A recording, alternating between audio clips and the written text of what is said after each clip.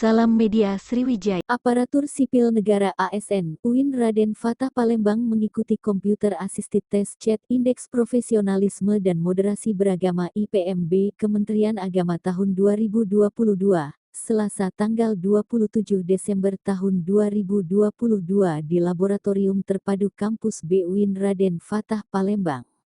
Survei IPMB bertujuan mendukung pelaksanaan Rencana Pembangunan Jangka Menengah Nasional tahun 2020 sampai tahun 2024 dan Rencana Strategis Kementerian Agama.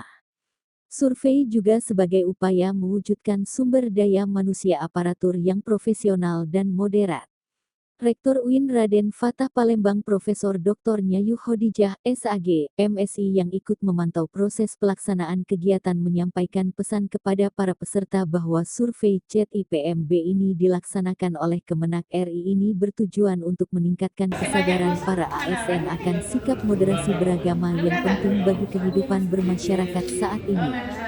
Survei CHAT ini atas dasar perintah Kementerian Agama RI yang bertujuan untuk meningkatkan kesadaran para ASN akan sikap moderasi beragama yang penting bagi kehidupan bermasyarakat, maka dari itu saya harap kalian mengerjakannya dengan sungguh-sungguh, ujar Profesor Nyayu yang selalu tersenyum ramah ini.